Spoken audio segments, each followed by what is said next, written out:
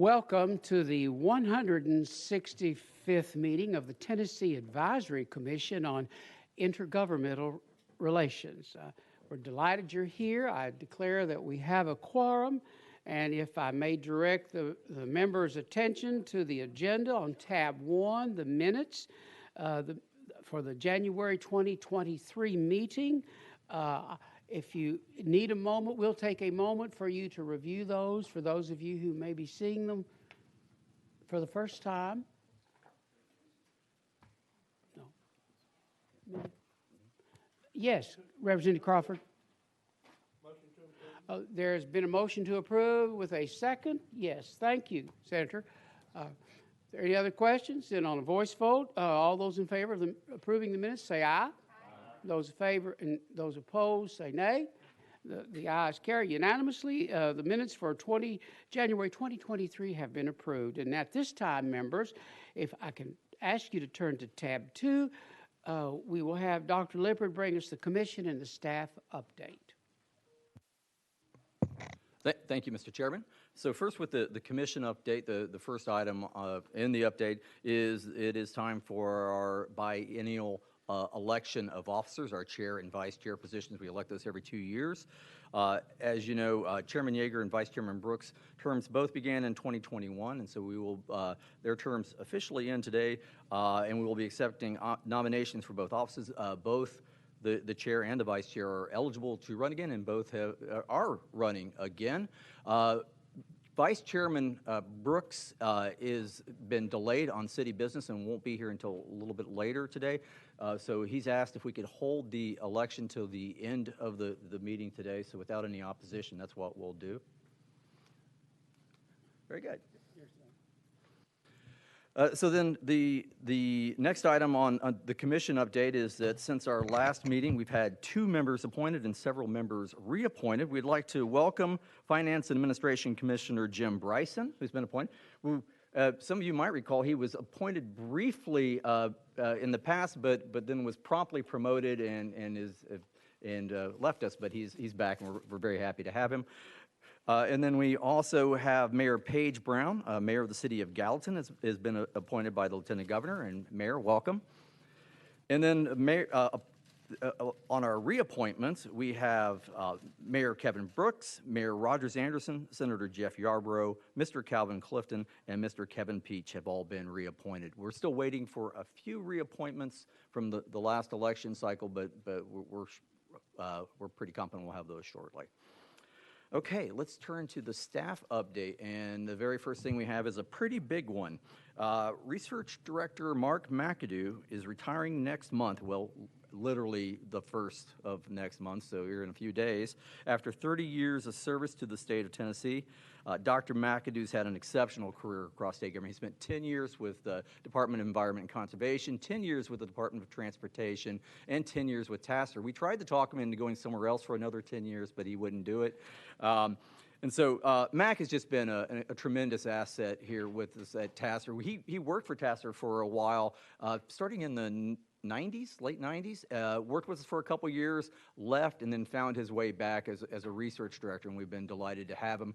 I just want to say before, we have a resolution, a Senate resolution honoring Mac's service to the state and to TACIR, and David Lewis is going to be reading that in just a minute. But I just want to say, just as an example of Mac's dedication to his work, he could have retired a few months ago, and he voluntarily stuck around long enough to help make sure that the rail report that you'll be hearing later today was brought safely to station. So I really appreciate that, and that's just the way Mac is. So thank you very much, Mac.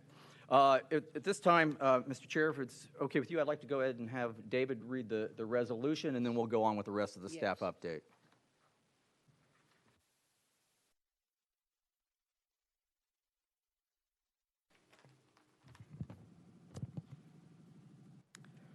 Senate Joint Resolution 473 by Yeager.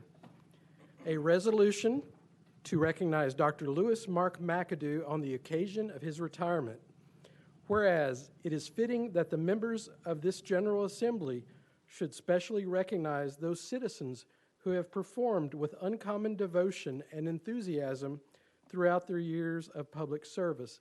And whereas Dr. Lewis Mark McAdoo is one such estimable person who, having rendered 30 years of sterling service to the state of Tennessee, will take his much-deserved retirement. And whereas the son of Stephen Morris McAdoo and Anna Carol Link, Dr. McAdoo was raised in the Cumberland Presbyterian Church, and throughout his childhood, he was active in the Boy Scouts of America program and played high school football, baseball, and golf. And whereas, after he graduated from high school in Lewis County, Dr. McAdoo attended Bethel University and transferred to Tennessee Technological University, where he received Bachelor of Science and Master of Science degrees in biology. And whereas Dr. McAdoo began his tenure with the state of Tennessee in 1993, and he served for 10 years each with the Tennessee Department of Environment and Conservation, TDEC, the Tennessee Department of Transportation, TDOT, and the Tennessee Advisory Commission on Intergovernmental Relations, TACIR. And whereas in 1999, Dr. McAdoo responded to a newspaper advertisement in search of a policy researcher for TACIR, and with the help and encouragement of Dr. Cliff Lippard and Lanice Rorick Patrick, he took on the first public infrastructure report, which won a national award from the Government Research Association in 2001. And whereas in 2001, Dr. McAdoo was invited to return to TDEC, where he eventually became Chief of Enforcement and Compliance for the Division of Water Pollution Control. When TDEC was reorganized, he transferred to TDOT and served as Chief of Environmental Policy and later as an Environmental Grants Program Manager. And whereas during his tenure at TDOT, Dr. McAdoo completed a Bachelor of Science degree in Political Science, graduating magna cum laude, and a Master of Science degree in Management, graduating with highest honors from Austin Peay State University. And whereas, while a student at Austin Peay, Dr. McAdoo served as the Vice Chairman of the College of Business Graduate Program Advisory Board and as a member of the Sigma Beta Delta Honor Society for Business.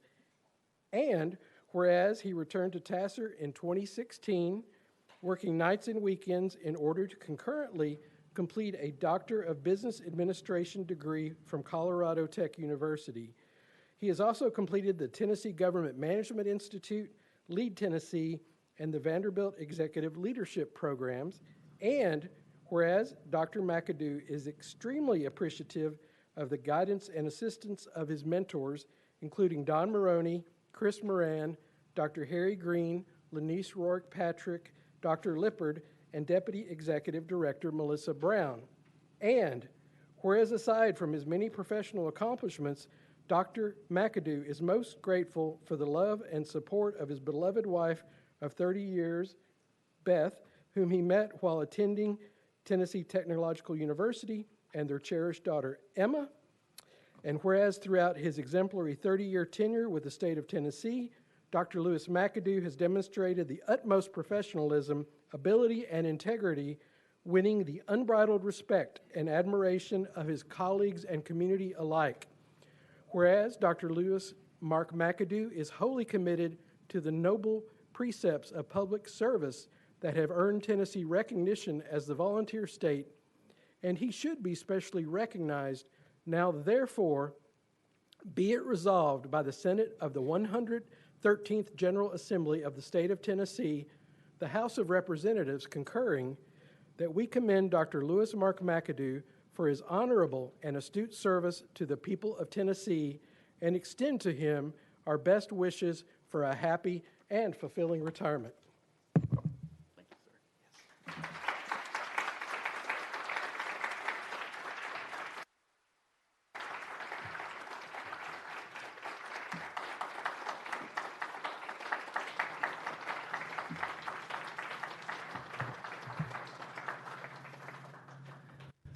Thank you. That's all so generous. Thank you, Mr. Chairman, and thank you, David, and my colleagues on staff at TACIR. I want to thank the good Lord and my wonderful parents that I was born a Tennessean, and it's been a pleasure to serve the good people of Tennessee over the last 30 years. And when I talk about the beginning of my journey in this career, I always think about how it began 30 years ago at Tennessee Tech, when I left that university with 2 degrees and a wife, and I still got all 3, so I think that's gone pretty well. And along the way, I've even added a few more degrees and a wonderful daughter. And I think the future may be unknown, but I know as I move forward with my wife and my daughter and the rest of my family, it will be good. And so while I'm out on the pickleball court with the other senior citizens, I will think of y'all and the good work that you do. And I just want to say thank you for the opportunity to be a small part of this great organization. And thank you so much for this great honor. Huzzah.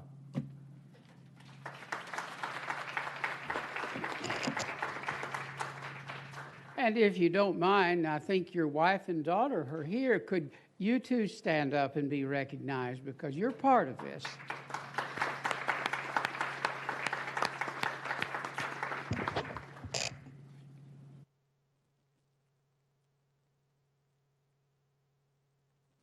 Well, with Mac retiring and leaving us, that of course left a position open for one of our research director positions, and I'm also extremely thrilled to announce that Jennifer Berry is, effective July 1st, is our newest research director. Jennifer?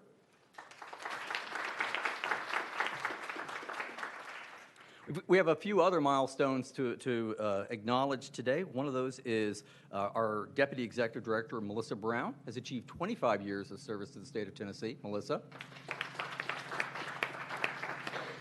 Research Manager Bob Morio. Bob, where are you at, Bob? There. Bob Morio has achieved 10 years of service to the state of Tennessee. Only 20 to go, Bob. And also, Melissa, in addition to having 25 years of service, she's also the 3rd staff member to complete TACIR's training pyramid, which we've mentioned a couple times over the last couple of years, so congratulations on that, Melissa, as well. Very rigorous training program. And then finally, I'm delighted to announce, Mr. Chairman, that we have 3 new research associates that have joined us since our last meeting. And I'm going to ask each of them to stand, please. And you can welcome Jennifer Arzate, Carly Van Sickle, and Madison Moffitt. Jennifer has a Master's of Arts in Sociology from Middle Tennessee State University. Carly has a Master of Public Administration from the University of New York at Albany. And Madison has a Professional Science Master's degree from Tennessee Tech in GIS. Again, please join me in welcoming these 3 to our staff. And Mr. Chairman, that concludes the commission and staff update. Thank you, Director Lippard. Are there any questions regarding his report from the members? There being none, then I'd call your attention now to tab 3 for the fiscal year 23 accomplishments. Melissa Brown, our Deputy Executive Director, will bring that report. I would call your attention, I believe, to tab 3.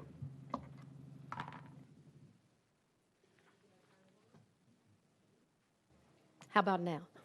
Okay.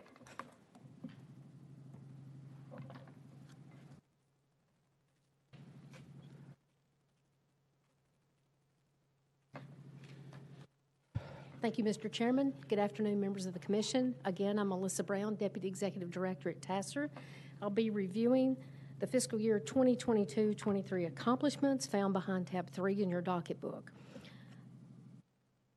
This list of accomplishments we're going to review today is for information purposes only, and there's no action required by the Commission.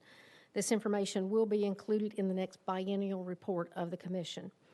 Over the past year, since July of 2022, the Commission has published 10 official reports. They're listed in the bulleted items below. If you'll notice item number 5, the Intergovernmental Challenges and Achievements Biennial Report, and then at the top of page 2, the TVA Payment in Lieu of Taxes Annual Report, and then next the Annual Infrastructure Report. These are all required by statute and recurring. Of the remaining reports listed here, 2 were requested by the General Assembly, 1 by the Senate, and 4 were requested by the Commission. Turning to page 2, I want to give you a brief overview of the studies that have been completed and some of the recommendations. I would like to say at this point that the General Assembly has already acted on a number of recommendations found in these reports. Dr. Mike Strickland will cover these actions when he gives the legislative update, which is behind tab 4. So the first report was in response to Public Chapter 497, Acts of 2021, related to managing Tennessee's public waterways for recreation, and the Commission was asked to address 10 specific questions. The report recommended that the state gather more data on the recreational use of water resources across the state and use this data for strategic planning, continue this planning with multiple agencies, and consider a statewide task force to address water recreation issues, and to continue to develop existing and new partnerships to improve access to waterways. Finally, the report recommended that the General Assembly add motorized and non-motorized boating to the list of subjects of which a Tennessee Fish and Wildlife Commission member should be well informed. And I forgot to say, at any time you have any questions, please just let me know. Next, a report was completed on childhood obesity in response to Public Chapter 503, Acts of 2021. The Commission was asked to perform a comprehensive evaluation on the topic and the socioeconomic impact of childhood obesity and its effect both short and long term. The report recommended that the General Assembly ensure each school district receives the same amount of state funds for coordinated school health under the Tennessee Investment in Student Achievement Funding Formula as it did previously, that the administration and General Assembly consider the recommendations of the Chronic Weight Management Task Force, encourage the adoption of a data-driven and community-level approach to further address childhood obesity in the state, and encourage the Department of Health to continue trying to increase participation in Tennessee's SNAP program. The next report was related to reference-based pricing in health care, which was brought by Senate Bill 2330, by Senator Hensley, and House Bill 2456 by Representative Sparks. This report had no specific recommendations, but there were some important findings, which included that reference-based pricing is likely to generate savings for insurers and employers. It may save money for patients if it is set up to prevent balanced billing, and it could slow or halt premium increases, as has occurred in other states. And it might encourage higher-priced healthcare providers to lower their cost. There is a caution in the report that healthcare providers and hospitals in particular tend to be strongly opposed to reference-based pricing and have resisted its implementation in the other states that have adopted it. That's it for the request from the General Assembly. Moving on at the bottom of page 3 to the reports requested by the Commission. The first was requested by Senator Lundberg to study Tennessee's tangible personal property tax. This study asked to look at the cost of businesses to report and pay the tax, the levels of compliance and tax payment, how much revenue is raised by the tax for local governments, and the cost of collecting any delinquent taxes. The report recommended that the General Assembly add 1 or more tiers at greater dollar amounts so businesses can forego itemizing property when completing the state personal property assessment form, that county assessors adopt e-filing, and that new businesses receive an email upon registration of their business licenses that outlines all the taxes that they may owe. Those are the major recommendations from that report. At the top of page 4, we're now looking at the post-award grant process, which was a study requested by Chairman Yeager to try and identify any change warranted to the state's grant programs to streamline the processes so that grant funds may be more effectively utilized. The report recommended that the state require agencies to use a single statewide grant management software system where possible, that state agencies accept Title VI training provided by other agencies when the training is considered comparable, that state agencies convene grant advisory boards to solicit feedback for improving grant requirements and processes. And the report also recommends that the state consider establishing an interagency working group to discuss ways to improve the grant process and promote the adoption of best practices. Next, the staff completed a report on electric vehicles and other issues affecting road and highway funding. It was prepared in response to concerns raised by the Commission about the effect that the growing market for EVs, electric vehicles in Tennessee, might have on state and local road funding. And members also expressed concern that the adoption of EVs has brought demands from residents to improve the state's EV charging infrastructure. Staff was asked to look at and study fuel taxes and the funding structure for road construction and maintenance, the cost of road maintenance and construction, fuel efficiency and EVs in Tennessee and their effect on that funding, and to examine potential alternative means of financing transportation infrastructure to offset lost revenues without discouraging EV adoption. Additionally, Commission members asked staff to investigate the effect EV adoption might have on total electricity consumption and on the TVA payment in lieu of taxes payments. Now, on that one, the report did find that vehicle charging will remain a small percentage of total electricity consumption and only a small effect on TVA pilots. The recommendations from the report include that the Department of Revenue or another agency inform the General Assembly of the effect of inflation on the purchasing power of the state's fuel taxes at least once every 2 years, that the state increase the EV registration fee to better offset the revenue lost from state fuel taxes that EV owners do not pay, to apply a reduced EV registration fee to plug-in hybrid vehicles, and that the revenue from these two changes be shared with local governments in the same proportion as the gas tax. The state should balance the ability to raise adequate revenue with equity for all drivers, regardless of whether their vehicles are powered by gas and or electricity or some other method, and ensure that revenue from any adopted alternatives is shared with local governments in a like manner of that as the current fuel taxes. At the bottom of page 5, you'll see a heading for the comprehensive litter review. The Commission asked staff to conduct a comprehensive study of litter and illegal dumping in Tennessee and to look at the effects on the environment, economy, and overall quality of life in the state. The report recommends that the state create a permanent litter task force to help implement strategies in communities across the state and recommends that this group consider developing and implementing a statewide action plan. Also, that any cities needing additional funding to address litter issues apply for special grants and seek assistance from this task force should it be created. That the Tennessee Department of Transportation's Highway Beautification Office and the Keep Tennessee Beautiful Collaborative develop an online toolkit with resources for local governments based on best practices.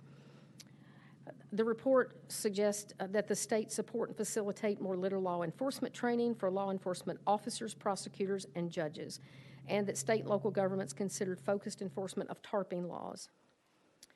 And then finally, the report continues to recommend the state implement the other recommendations TACIR made in its 2020 waste tire report.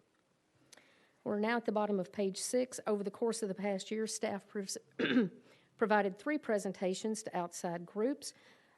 Research Director David Lewis presented to the Tennessee Livability Collaborative regarding Tennessee's childhood obesity program. Michael Mount, also a research director, presented regarding the personal property tax to 2 groups, one to the Tennessee Chamber of Commerce, one to the Tennessee Society for Certified Public Accountants. At the top of page 7, over the course of the past year, staff has responded to requests for information and assistance from members of the General Assembly, legislative committees, local government officials, state agencies, lobbyists, the public, and the media. Staff has administered 10 contracts. 9 of these are with the development districts to support the public infrastructure needs inventory, and our many thanks to the cooperation and collaboration they provide to put that report together. And the other contract is with Middle Tennessee State University regarding the Economic Indicators website. The rest of the memo summarizes the accomplishments by policy area, so I'll just highlight a couple of these.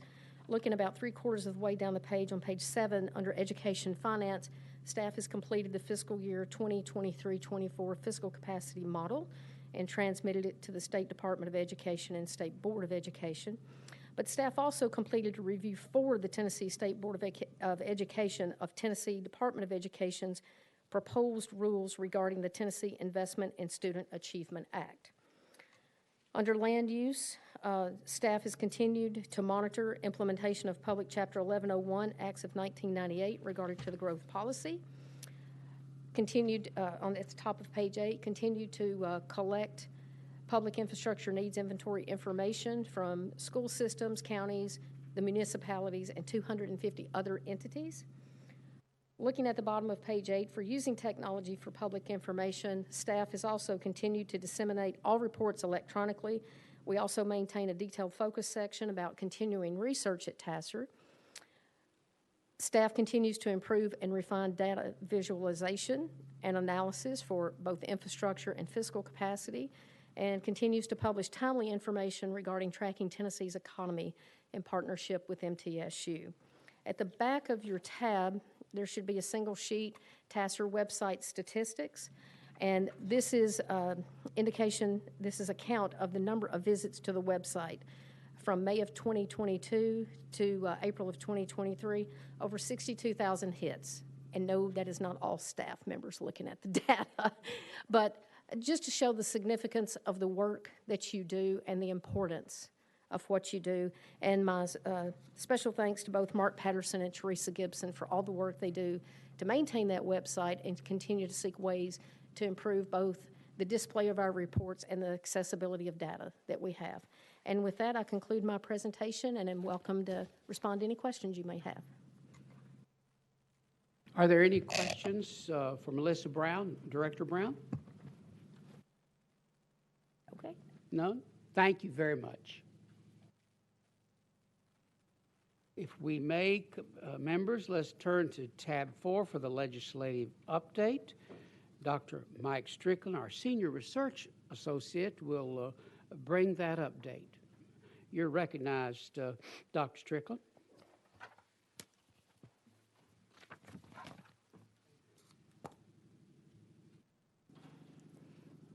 Thank you, and good afternoon.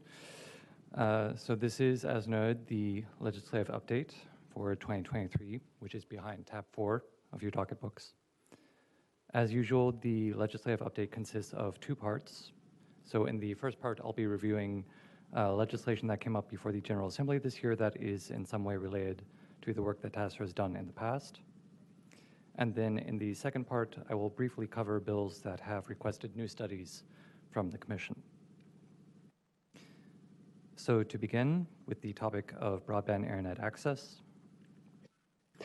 this is a topic that the Commission has dealt with several times in recent years with notable reports in 2017 and 2021.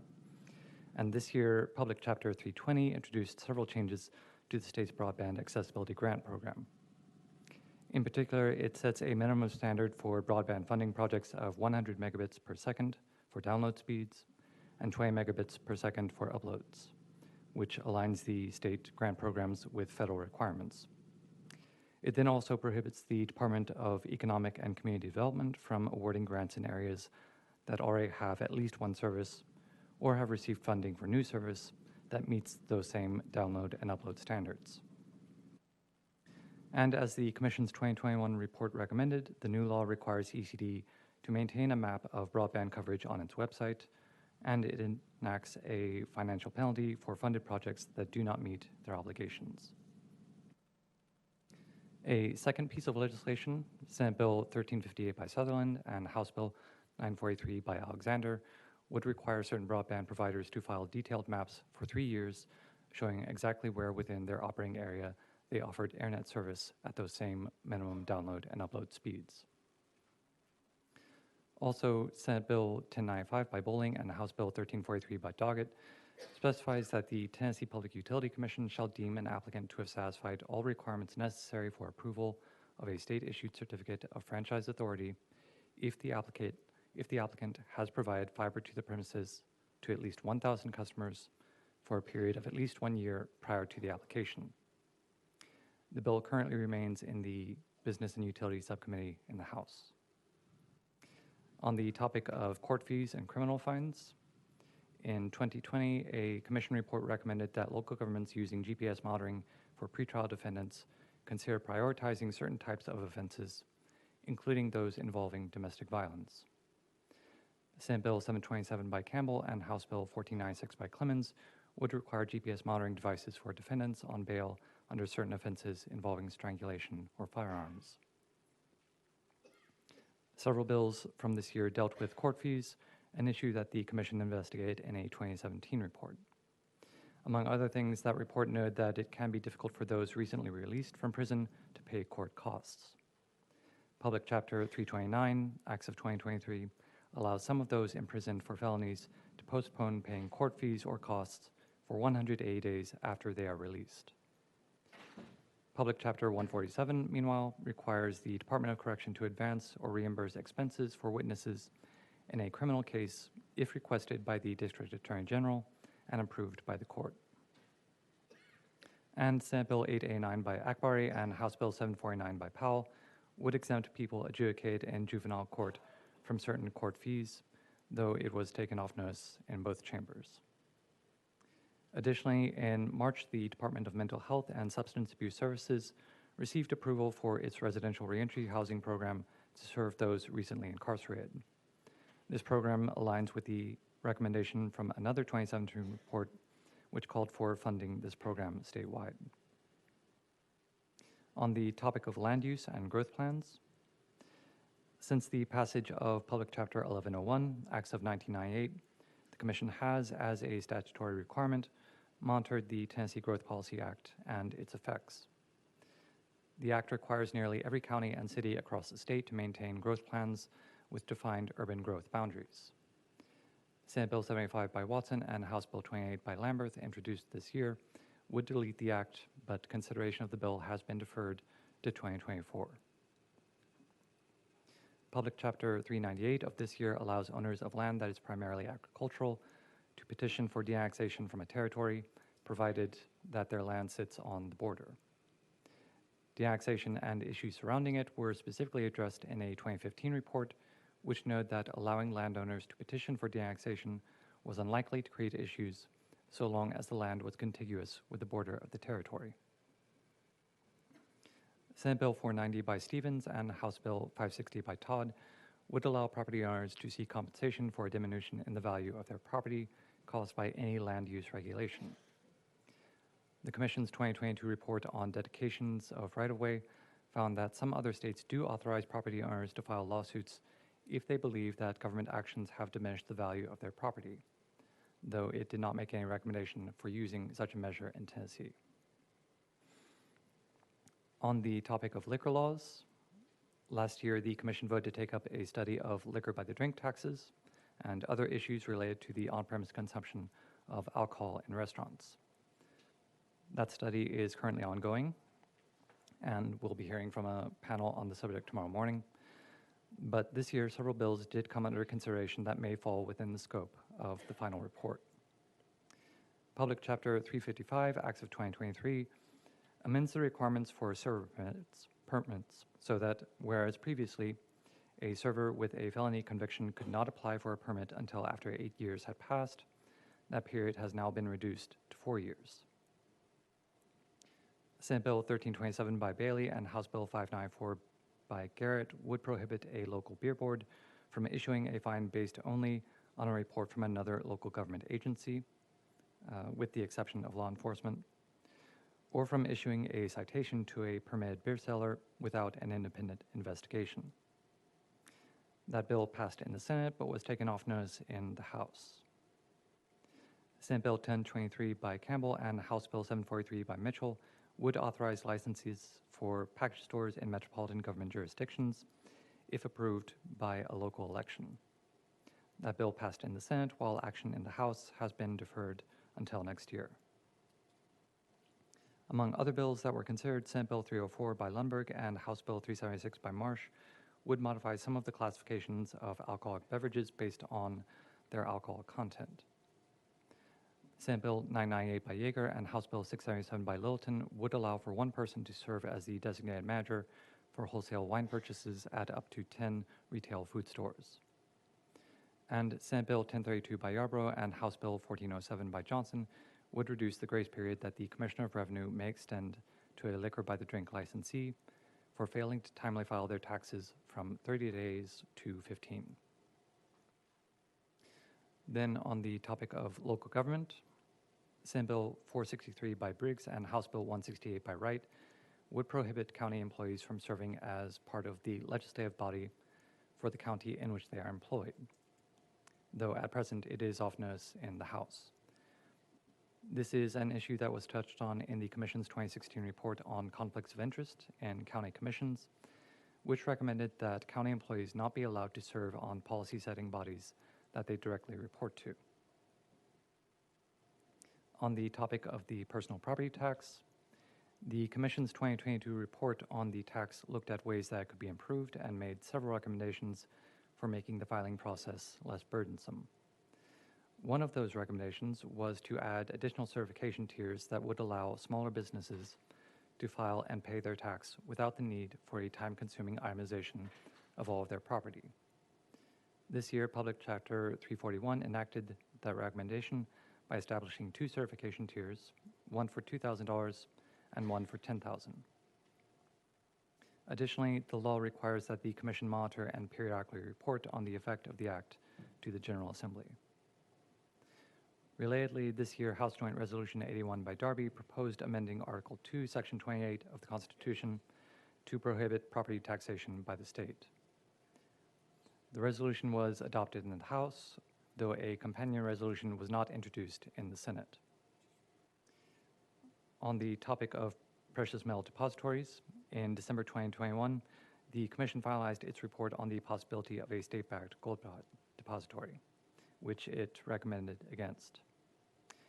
Senate Bill 150 by Nicely and House Bill 14A by Halsey would create a Tennessee bullion depository, but the bill was deferred for consideration to next year. On the professional privilege tax, the Commission previously examined the tax in a December 2016 report, which observed that while there were some issues with the equity of the tax, its burden largely falls on professionals from outside the state. And the report made no recommendation on the elimination of the tax. In the years since, several pieces of legislation have eliminated most of the categories of professionals subject to the tax, most recently removing it for physicians. As of the start of 2023, only 3 categories of professionals are still subject to the tax, namely registered lobbyists, certain licensed financial professionals, and attorneys. This year, several bills sought to eliminate or make changes to the tax, although none passed. Senate Bill 689 by Reeves and House Bill 504 by Rudd, as amended, would reduce the tax from $400 to $300. Likewise, Senate Bill 641 by Powers and House Bill 585 by Gant would gradually eliminate the tax by stepping down the amount over several years. Additionally, both Senate Bill 640 by Powers and House Bill 586 by Gant and Senate Bill 1122 by Bowling and House Bill 580 by Bricken would eliminate the tax for attorneys.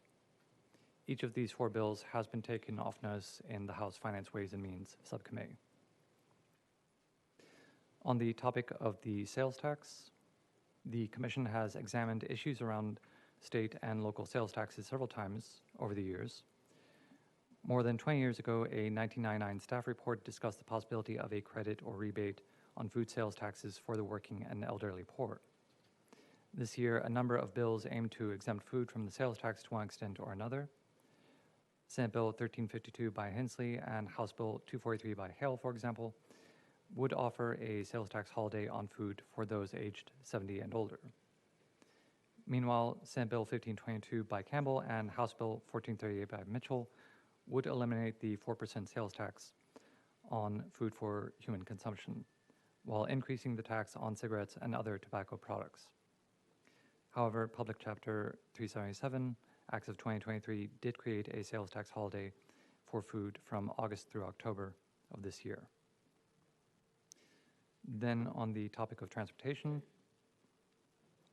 this year the General Assembly enacted Public Chapter 159, also known as the Transportation Modernization Act. The act includes a provision for raising the yearly registration fee on electric vehicles, a topic discussed in a Commission report from last December. That report recommended raising EV fees, noting that because drivers of electric vehicles do not contribute to road funding through the gas tax, a higher registration fee would ensure that they still have a share in funding the state's roadways. The report further recommended that the revenues from these fees be shared with local governments.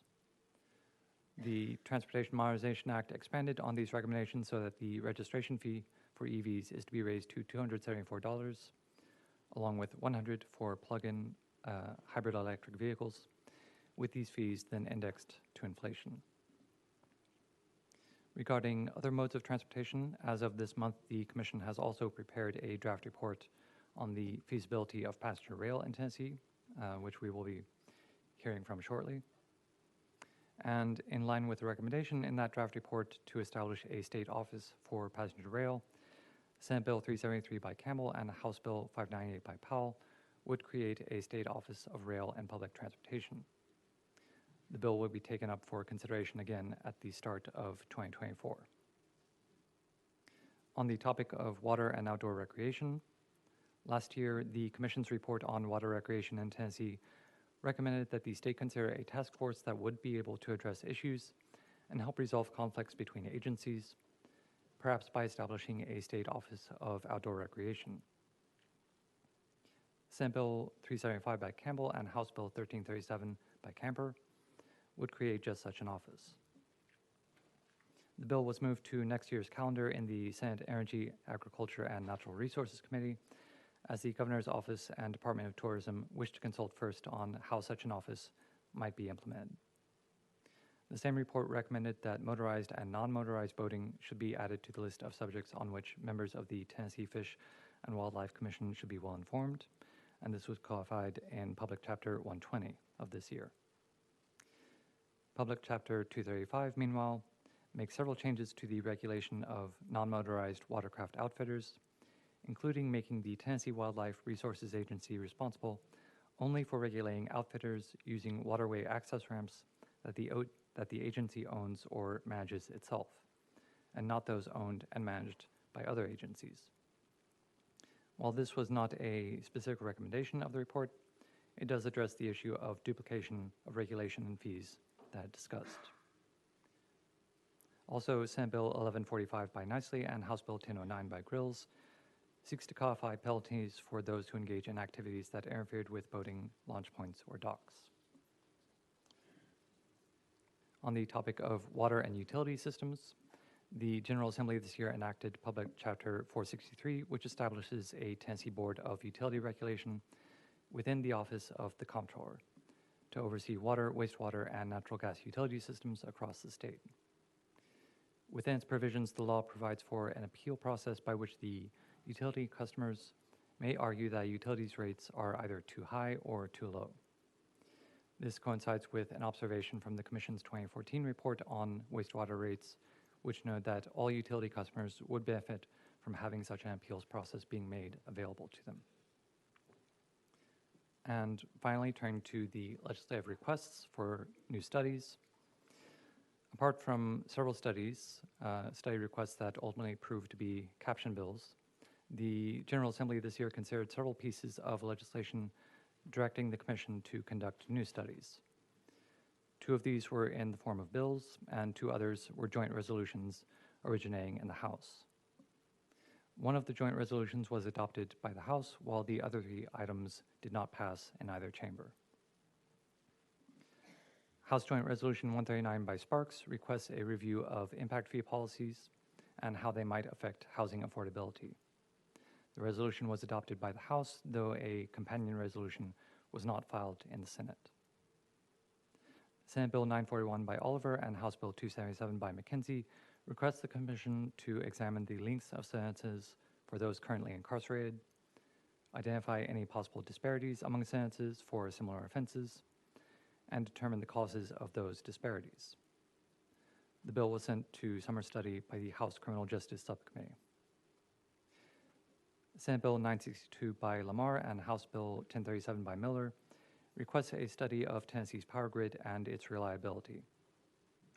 In particular, the study is to assess the grid's reliability in cases of extreme weather, review the precautions taken by utility companies to withstand extreme weather scenarios, and investigate whether utilities have the means to make their own annual assessments of grid reliability and their ability to supply power. And lastly, House Joint Resolution 137 by Towns seeks for the Commission to conduct a study in conjunction with the Department of Health and the Department of Environment and Conservation on the security of the state's water infrastructure. So that concludes the update, and I'm happy to take any questions. Are there questions for Dr. Strickland? Any questions? I don't believe that there are, Dr. Strickland, but I wanted to thank you for your report, and I think, members, that the report really illustrates the role and the influence that TACIR has in what the legislature does. So I really appreciate the thoughtful work that all of you give, and certainly the staff for preparing the work for us. Thank you, Doctor. Thank you. And now, if I may, let's look at tab 5 together as we look at the work program amendment and research plan. And Melissa Brown, our Deputy Executive Director, if you will, you're recognized, ma'am. Are we on now? Thank you, Mr. Chairman. Clearly not as tall as Dr. Strickland. So again, Melissa Brown, Deputy Executive Director, and we'll be reviewing tab 5, the work program amendment and new research plans. This memo is divided into 2 sections. One, we're going to be reviewing the items on the existing work program. I'll give you a quick update, and then we'll be looking at the items for consideration for addition to the work program, and this year there's just one. I will point out in this tab, you'll see a tab A and B. Behind tab A is the suggested research plan for the project that you may choose to add to the work program. And B is for information purposes only. You added the wastewater system study at your January meeting, but we wanted to let you see the research plan for that. So going back to page 1, status of existing work program projects. First is the annual public infrastructure needs inventory report approved at your January meeting this year. Staff is simultaneously gathering and verifying data for next year's report. Staff has also resumed work on the Penny Special Staff Project, which is focused on the effects of social disruptions and economic downturns from the global pandemic on public infrastructure needs. Work had been postponed to complete reports requested by the General Assembly and the Commission. Next is the annual TVA pilot report. Again, you approved this at your January meeting. The next update is due January of 2024 to meet the legislature's reporting deadline of February 2024. Next, the fiscal capacity index. We've completed the calculations for this year. Presley Powers will be presenting an update of that behind tab 6 today. The information's already been transmitted to the Department of Education and the State Board, and the next index is due by May of 2024. The Tangible Personal Property Status Report, Dr. Strickland covered Public Chapter 341 in terms of adding the additional tiers, but it also added a new responsibility to the Commission, going to the top of page 2 of the memo. It requires the Commission to monitor and periodically report on the effect of the Act to the General Assembly. The first report will be provided in 2025. We have to wait for the tiers to be implemented for reporting to occur before we have data to review and to be able to report back. Next is the Passenger Rail and Mobility Study. Dr. Strickland referred to it as well, Public Chapters 1114 and 1124, Acts of 2022, both related to passenger rail service linking the major cities in each of the Grand Divisions. Chris Belden will be presenting the draft for review and tentative approval today. Next is a solar study required by Public Chapter 1043, Acts of 2022, looking at the overall effects of utility-scale solar energy development in the state. We will present a draft for your review and comment at this meeting. That will be tomorrow. Emergency communications. This is a study directed by Senate Bill 2827 by Hensley and House Bill 2729 by Ogles, related to the routing and storage of emergency communications on colleges and universities. Specific questions the staff has been asked to address. A draft report will be presented at the September meeting, but tomorrow Research Manager Bob Morio will be giving you an update of the research on the project. Liquor by the drink. A study was requested by Senate Bill 2262 by Briggs and House Bill 2419 by Manis, related to restaurants licensed or permitted or both under Title 27, Chapters 4 or 5. There's four areas that the Commission has been asked to review, including liquor by the drink and similar taxes, and for on-premises consumption of alcoholic beverages and beer, licensing, permitting, and other fees under Title 57, Chapters 4 and 5 for the restaurant industry, staffing challenges with respect to server permits, wages, applicable training necessary to operate such restaurants, and finally, any other barriers to entry for these restaurants that could be minimized or mitigated based on research from the TACIR staff. A draft report will be presented on this topic at your next meeting. However, tomorrow you're going to be hearing from a panel of experts on the topic. And then finally, the water wastewater study that we mentioned earlier that was approved at the Commission's January meeting with the list of items to examine, including the condition of wastewater sewer systems in Tennessee while determining how many currently have an enforcement letter pending, best practices from other states, any new technologies that are available that local governments consider and would be permissible under Tennessee Department of Environment and Conservation rules, types of wastewater systems that have not worked and should be avoided, better ways to provide capital funding to build lines and treatment centers, and ways to offset the cost of operating wastewater sewer systems. We will be presenting a series of updates at the next meetings, and Commission staff will submit the draft report for your review and comment at the spring 2024 meeting. And that brings us, Mr. Chairman, to the one amendment for consideration today. It would add a study requested by House Joint Resolution 139 by Sparks to review impact fee policies and how they might affect home affordability.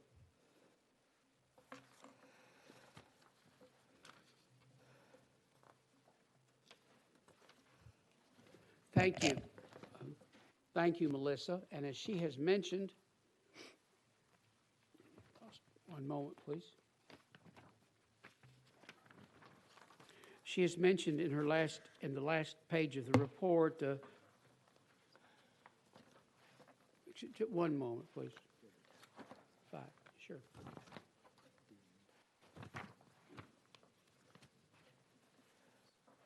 Right here. Thank you. If you look at the end of her report, at the end of tab 5, it adds, we would be adding a study requested by House Joint Resolution 139 by Sparks to review impact fee policies and how they might affect home affordability. The resolution was adopted by the House, but a companion resolution was not filed in the Senate, and I'm advised that we will need to take a vote on this, a vote to approve.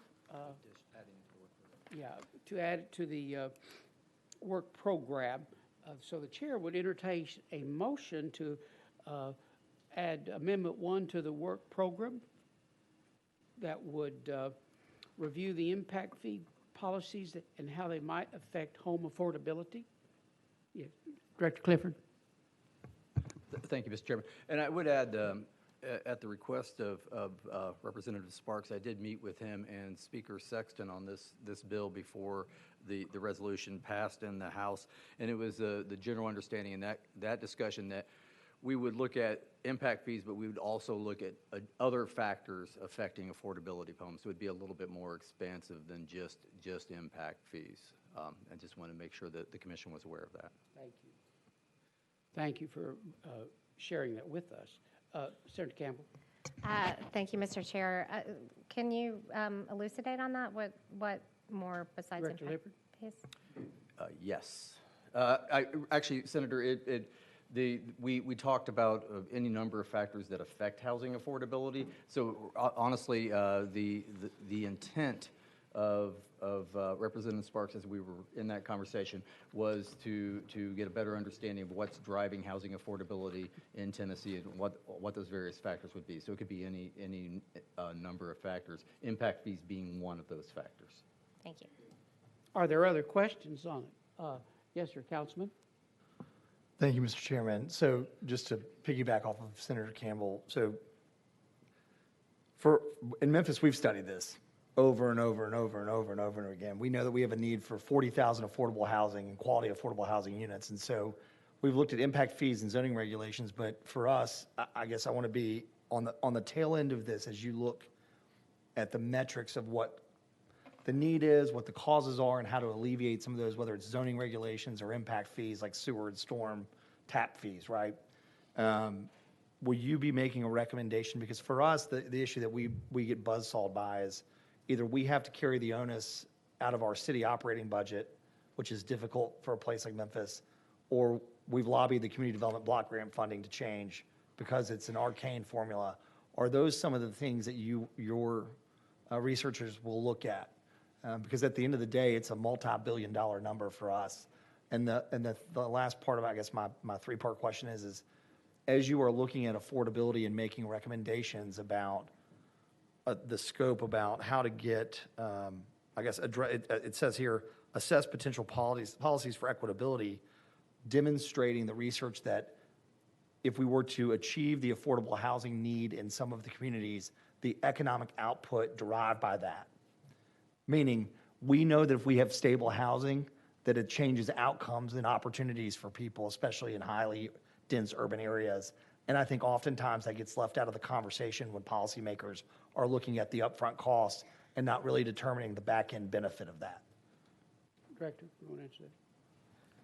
Well, on the first part of your question, Councilman, we would certainly look at the research that's already been done in Memphis and other communities as part of our as part of our research review on the project. So we would include those topics as well as probably several others. Of course, we don't know what recommendations we might make going into it that would kind of defeat the purpose. But as to the second part of it, as far as the outcomes, the effects of having affordable housing, that is certainly something that we could include in the study if that's the will of the commission. And I would plead my colleagues here that that'd be the case, because ultimately, and I'm not a state lawmaker, but I know that as, again, you are making decisions about how grants and how monies are going to be distributed throughout the state, it's often what is the economic benefit to the community. And I think that your organization demonstrating with research and data evidence that says quality, affordable housing leads to better economic opportunities in these communities, which leads to a more economically stable and vibrant state, would be very helpful to those that have to return in January. Thank you. Thank you. Are there other questions or comments? Yes, sir, Executive. Mine may be, excuse me, mine may be procedural. When these requests come, are they typically come from both the House and the Senate? And if so, the Senate did they choose not to, or just it never got that high, I guess? Director Lippert. So in the past, Mayor Bradshaw, we've received, most of the time the requests we receive are requests from both chambers, but we've received a number of requests over the years that are from just one chamber or another.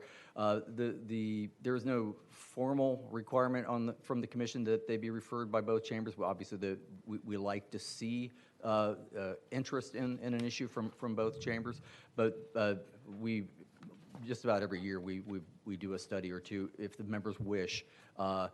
That's only been referred by one chamber or the other. I would say this year, since this is the only study that's been referred to us, which the timing on that is, by the way, perfect, because we're working off a number of bigger studies that we've had from the year before and the year before that. We have room for it. We can do it. It is in the wheelhouse of the types of things that we have studied in the past. So the staff is perfectly fine studying this issue if it's the will of the commission. All right. Other questions? I have one, but I can wait. Representative Crawford. Thank you, Mr. Chairman.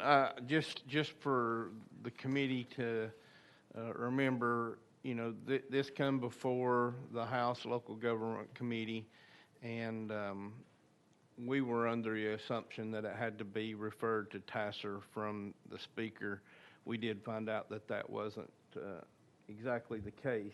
But that being said, any data, anything that is found, if TACIR would go through and do this study, it would still have to go back to the locals for them to do a referendum, I believe. If that's not correct, please correct me, but I think before that decision can be made, it has to be made on the local level. Can you, if you don't mind, Representative, clarify that about the resolution that we might work on here has to come back to the local governments? Not the law that resolution, but the data and the recommendations, those type things that we do as TACIR, then it would still have to go back to be done on a referendum at the local level to pass an impact fee. You want to take that? If it were any recommendations related to impact fees, my understanding of current law, yes, it would have to go back to the locals. But since we would be looking at potential recommendations beyond that, some of those might be recommendations that would be entirely in the purview of the General Assembly. I had one question, if there's no objection. We're talking. Oh, I apologize. Representative Love, go ahead. Thank you, Mr. Chair. And I hate to prolong this conversation about this, but we actually had a situation, I think, where I had a few council members asking me what was needed for them to be able to potentially approve impact fees, and they were under the impression that in Nashville they could, but then they thought that they maybe needed permission from the state to do it, and kept going around and robbing us. So I think there sometimes is the water's a bit muddy about what is allowed, and do we need legislation to permit locals to do what seemingly other locals are doing? So I got a bit confused about the response that was given there a few minutes ago. And I may be the only one. I'm not sure I understood the question. Could you, I'm sorry. Impact Representative- fees, I think a statement was made that locals could do it themselves. They don't need, do they need a resolution from us? Do they need permission from the state to do impact fees, or? I would not think so. I would not think so. I don't believe so. I think we're talking about potential changes in impact fees. I would honestly, before I make a definitive statement on that, I would need to get back to it. We've studied this in the past, Representative Love, but it has been some time, and until we have a chance to look at it again. Oh, we have some people who do know more about it, though. Okay. Thank you. Mayor? I don't know that I know more. Am I? Yes. Okay, thank you. I don't know that I know more about it, but what I do know is that we've been having this conversation a lot in our city, and we have been told that it does have to go through the legislature. I agree. And that our legislator has, has willingness to do that. And then the alternative, I think, is for it to go to referendum. And so that's what we have been told. But I think it's very interesting here that there is confusion, and that, to me, indicates that there is solid information needed out there, because it is being discussed so much across the state. All right. Director?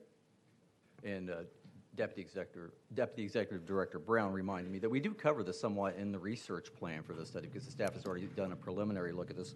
And if you turn to tab A at the bottom of the first page of it, it has a little bit of a summary, just a preliminary look at impact fees, and it says that 10 counties and 16 cities in Tennessee levy a development tax or an impact fee that was authorized by a private act before 2006. On June 20, 2006, the County Powers Relief Act preempted any future private acts authorizing a local development tax or authorizing a county to enact an impact fee or real estate transfer tax. Cities incorporated under the general law, mayor aldermanic charter, or the general law, modified city charter, council charters are authorized to levy impact fees. County Power Relief Act also authorizes the 39 county governments with either a 20% increase in population between the two most recent decennial census population estimates, or a 9% increase in population over the most recent 4 years of census estimates, to enact an adequate facilities tax to fund education facilities. So clear as mud. Yeah. So there is. There is, we do have some information on it, but so it seems like the answer is it sort of depends. I have one other question and then a comment to make, but and I'm looking at the paragraph at the bottom of page 3 here is what my comment was based upon. As we review these impact fee policies, would this report likewise review the impact on the local government revenues, how that might be adversely affected? That would be our intent. Okay. All right. I'm wondering, since there was so many questions about this, and was there any interest in voting on this afternoon, or perhaps we would refer this till tomorrow's meeting so we could think about it a little bit more? What's your thought on that? I'd like to see it put off till tomorrow, but if I'm the only one that feels that way, I'll be happy to vote on it. But I think we've asked enough questions here where maybe we ought to get a couple of definitive answers. You tell me, what does the body think? I'm indifferent. Okay. I appreciate that. Well, let's just see what happens. If there's no objection, then this will be deferred till tomorrow's agenda so we can talk about some of the issues where we gave perhaps tentative answers on. Is there any objection to that? We will take it up for tomorrow for a vote. If there be no objection, we'll take it up in tomorrow's agenda. And we'll try to have, the director and I and others will discuss these questions, and we'll try to have some perhaps more specific answers for these very important questions. All right. Let me see what's next. And now we have, on tab 6, members, the fiscal capacity report for fiscal 24. Presley Powers, our senior research analyst, will bring that report.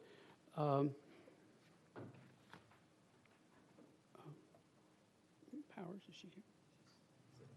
Oh, I'm sorry. I was looking over there. I didn't look down there, ma'am. I'm sorry. And you're recognized for purposes of making this report. Good afternoon, members. I would like to provide you all with the annual report on fiscal capacity. This is for fiscal years 23-24, which are under the Tennessee Investment and Student Achievement Act, or TISA. In previous years, this report applied to the Basic Education Program, or BEP. I'd like to begin by discussing the TISA funding formula overview. Again, TISA is the Tennessee Investment and Student Achievement Act. We begin with the base funding. This is a fixed dollar amount of funding per student. For fiscal year 23-24, the amount is set to $6,860 per student. There's also weighted funding, which is provided in addition to the base funding amount, and it is based on individual student needs. Both of these things have fiscal capacity applied to them, which is 50-50 TACIR and 50-50 CBER. And fiscal capacity allocates the local contribution among the counties for the base and weight funding. Next, we have direct and outcome funding. Direct funding provides allocations for students enrolled in public charter schools and certain students participating in high-impact strategic programming. Examples of high-impact strategic programming include funding for K through 3 literacy, 4th grade tutoring, career and technical education programs, and the ACT. Outcome funding is based on student outcomes, and we have some examples of those on the screen for you all, which include 3rd and 4th grade literacy, 8th grade math, English language arts, TCAP scores, ACT scores, and high school industry credentials. Moving into our discussion of fiscal capacity seeks to answer the question, how much must each local government contribute? This is determined by taking a measure of the potential ability of local governments to fund education from their own taxable sources relative to their cost of providing services. Fiscal capacity is calculated at the county level, meaning all systems within the county are treated as though they have the same fiscal capacity.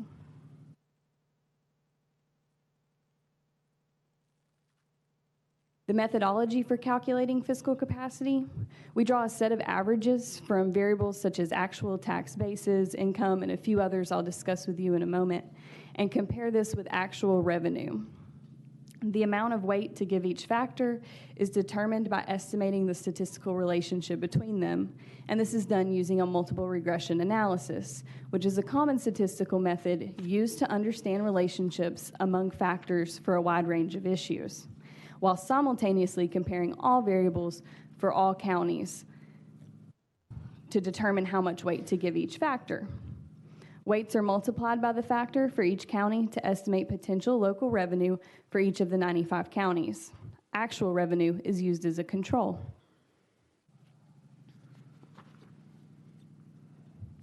Factors used in TACIR's fiscal capacity regression. Own source revenue per student. This is the actual amount of money local governments raise to fund their schools, divided by enrollment or average daily membership, which you'll frequently hear abbreviated to ADM. This is a control factor that keeps the estimates within the bounds of what local governments actually do. Sales tax base per student is the locally taxable sales for the county area divided by ADM. This is a measure of the local ability to raise revenue. Equalized property assessment per student is the total assessed property value for the county area, equalized across counties using appraisal to sales ratios and then divided by ADM. This is also a measure of the local ability to raise revenue. Equalized residential and farm assessment divided by total equalized assessment establishes the tax burden. This is a proxy for a county's potential ability to export taxes through business activity. The higher this number, the lower the level of business activity and the higher the risk of heavy tax burdens on county residents. Rates for the state are as high as 85.72% and as low as 41.20%. Per capita income, this is a proxy for a county resident's ability to pay for education and for all other local revenue not accounted for by property or sales taxes. ADM divided by population establishes our service responsibility. This is a reflection of spending needs. The larger the number of public school students per 100 residents, the greater the fiscal burden for each taxpayer. Next, you'll see a table which attempts to summarize the general effect of changes in fiscal capacity factors. You'll notice that factors such as property tax base, sales tax base, and per capita income, as these things increase, your fiscal capacity also increases. Whereas the residential and farm share of property and service responsibility, as these things increase, fiscal capacity decreases. This is generally speaking.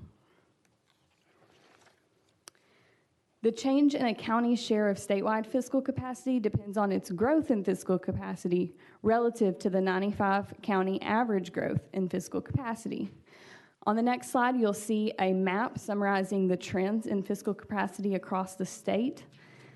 Those highlighted in green grew faster than the 95 county average, while those in blue grew slower.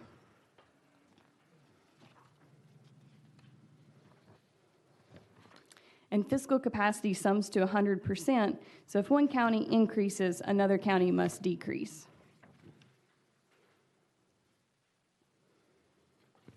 Another depiction of this, here we've compared Hamilton County with the state of Tennessee.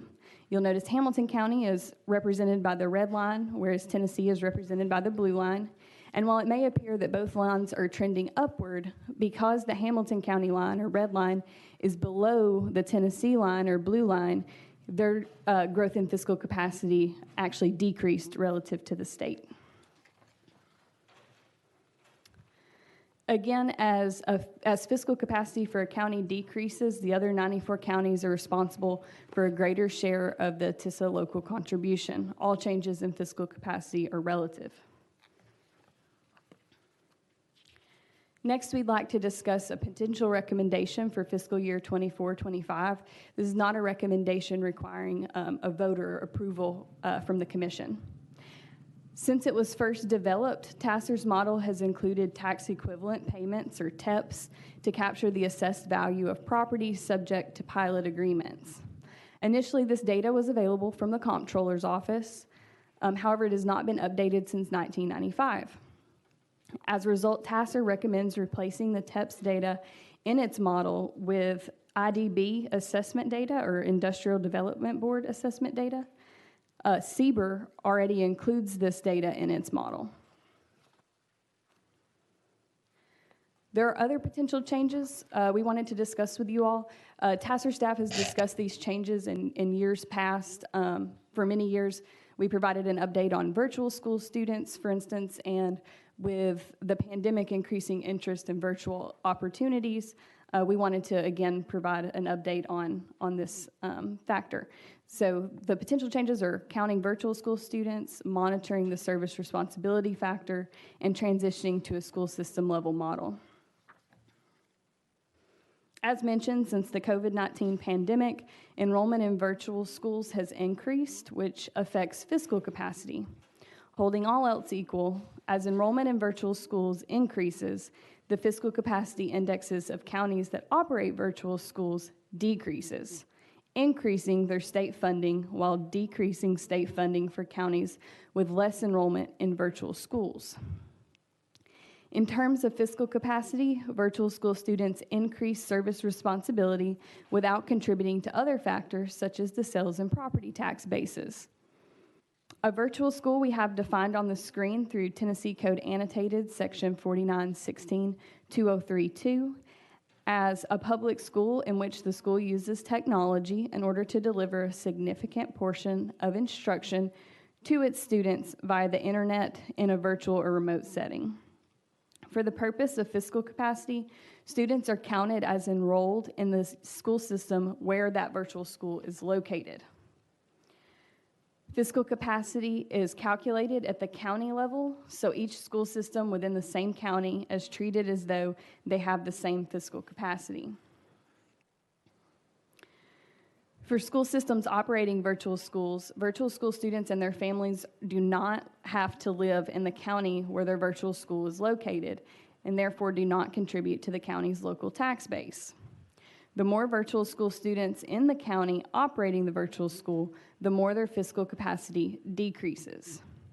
When one county's fiscal capacity decreases, the other 94 counties' combined fiscal capacity will increase, decreasing their state funding.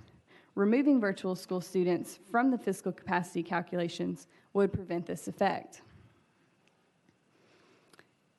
Local boards of education may admit students from outside their respective local school districts at any time, and participation in a virtual education program by a student shall be at the discretion of the school system in which the county is enrolled or zoned to attend.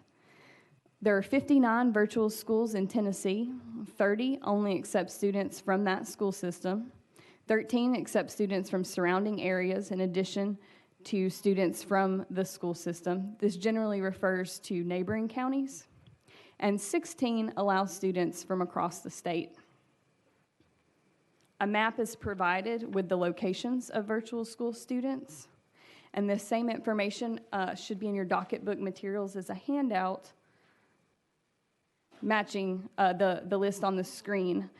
The number to the left of the county provides or corresponds to the map, the locations on the map. We also have enrollment in each of the programs listed in this table as well.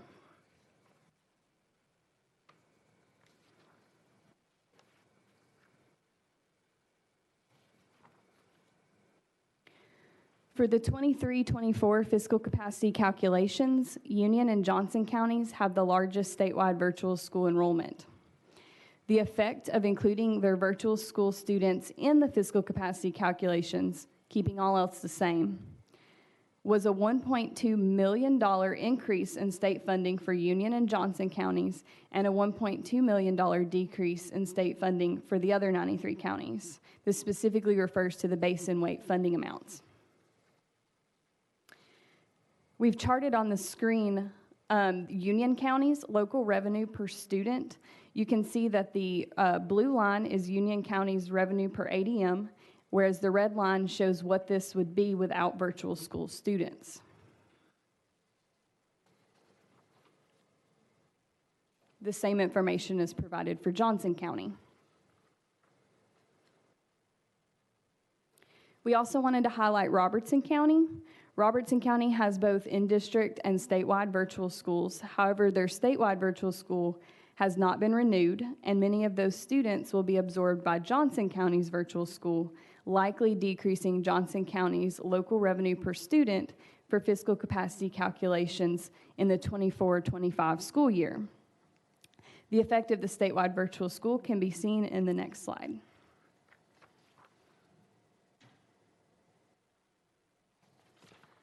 Next, we'd like to discuss monitoring the service responsibility factor.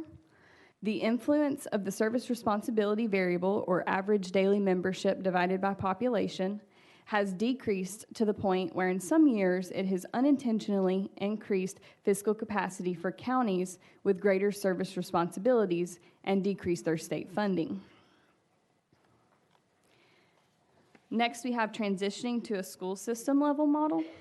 A school system level model would take into account intra-county disparities, such as a county's relative lack of access to unshared tax bases and the concentration of commercial and industrial tax bases within cities, which leaves counties with less ability to raise local revenue for county school systems when compared with city school systems and special school districts in that same county. Calculating fiscal capacity at the school system level model can decrease these disparities while still adhering to principles of taxpayer equity. That concludes my presentation, and I'm happy to answer any questions. Are there questions? Senator Campbell. Thank you for this presentation. This is very interesting. You know, the average that we take juxtaposed to a median when we're calculating fiscal capacity can be problematic in redline cities where we have significant differentiation in the fiscal, health of the individuals within that city. And of course, that gets worse when you increase the numbers. So when you have larger cities, those assessments may seem skewed, juxtaposed to if you were using some kind of a median method. The other thing, I'm inferring from this that the recommendation is that we not consider virtual schools because, of the way that it is impacting unfairly counties that don't have them in terms of their revenue, right? For the purpose of fiscal capacity calculations, by no means are we making any recommendations for excluding virtual school students from other, the Tennessee Investment and Student Achievement Act. However, when including virtual school students in fiscal capacity calculations, it can be a little challenging as those students are increasing the service responsibility in the counties where they are being counted, which may not be the district they reside in. Therefore, they're not able to contribute to the tax bases.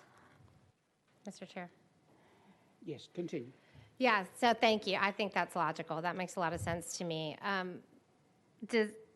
guess in general, and this really is not necessarily in the lane of this, although it does impact your initial, assessment methodology, which is that, COLA adjustments in general, this was a huge issue I have with TISA, are not being taken into consideration. So I guess I just want to, that's not your problem with this particular assessment, but I guess I just kind of wanted to make a note of that. Thank you. Thank you. Are there other questions or comments? Commissioner? Yeah, thank you for presenting this. I have a question. Is there an option to only include the virtual students that are within that school system area?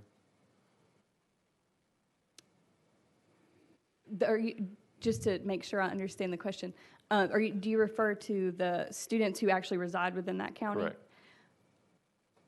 That would require a change to the model of the way we currently calculate fiscal capacity to make alterations to how ADMs are calculated, or at least in our model, not for the Department of Education, which would begin with a review from the Comptroller's Office, or the Office of Research and Education Accountability, and they could make a recommendation for a potential change. Okay.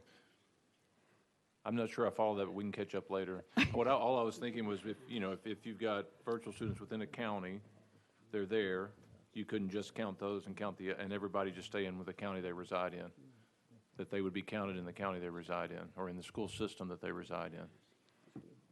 We could certainly model that. However, and that would require a change to our model overall in the estimates we provide to the Department of Education. Okay, thank you.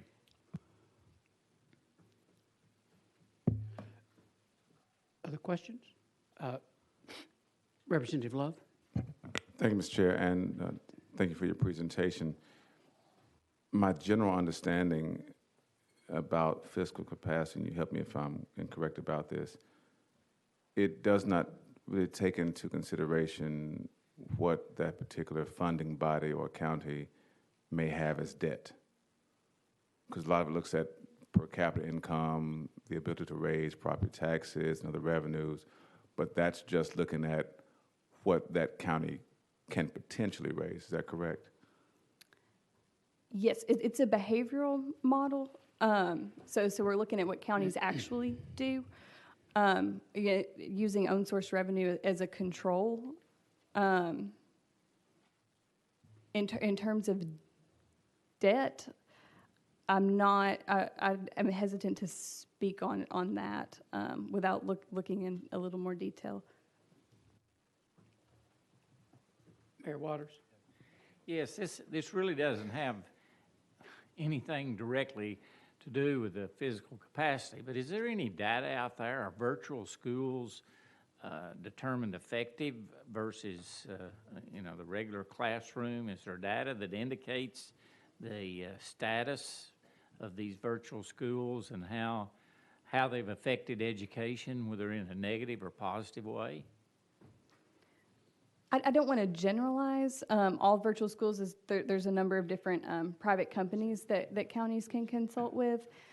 However, there are certainly there's a review process carried out by the Department of Education to ensure that that those programs are meeting certain thresholds, and whether or not those programs are meeting those thresholds has an impact on their enrollment and their ability to enroll students past a certain threshold. Yeah, approximately 3,000, I think, is that current threshold.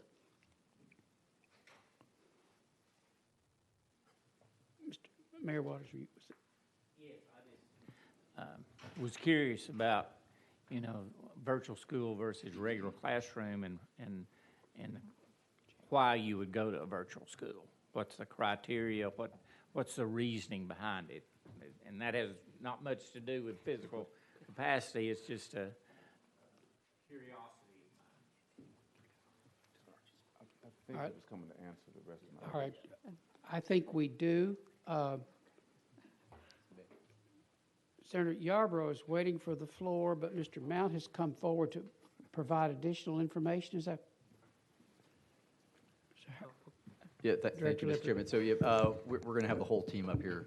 Okay. So Michael has additional information on the debt question, and Melissa has additional information on the virtual schools and report card information on those. Representative Love has stumped the panel. So It's just a real world question about debt versus capacity. I understand. Thank you for the question. Michael Mount, to answer your question, debt is not considered in the model. That's right. Continue. And the reason I raise that point, Mr. Chair, and I think it's important to discuss, is as one who represents part of Nashville, the fiscal capacity of the city by the model keeps increasing. And therefore, by the model, it is responsible for a larger share of the child's education, and a lower portion of state funds come then to that city. Same regard, when other counties' fiscal capacity reduces, then oftentimes this particular county is looked at to help pay more of the local share of TACIR. And so just want to raise that point that debt is not considered at all in fiscal capacity. And I understand the term itself is indication of that it's the capacity or potential. But I would like my colleagues to keep that in mind as we discuss not trying to change TACIR this year, but at some point it needs to be considered that just because a city or county has the potential to raise a lot of money to provide for education, we at some point need to consider the factors that went into getting to that place. Nashville's growth didn't just happen because it didn't happen absent of other things that we owe money for, teams and buildings and convention centers and those things. And I think it's important to take that into consideration and not just cast that off as you can pay for it. I think Nashville is on track to spend $15,000 this year per student. And it's important to note that we'll also be expected to contribute some portion toward the general local match or local share for the other 94 counties. So that's what's concerned for me as we talk about fiscal capacity and responsibility for the counties and where debt might factor in that. Thank you, Mr. Chair, and thank you, members. Thank you, Representative. Are there, Mr. Yarborough, you're patiently waiting. Thank you, Mr. Chairman. I sort of want to pick up somewhat with where Representative Love was. I obviously did not check every county on the list in doing this math, but when I did a quick look, there were two counties where the sort of percentage of students and then the fiscal capacity that is assigned to the district is not just kind of a couple percentages different, but is double.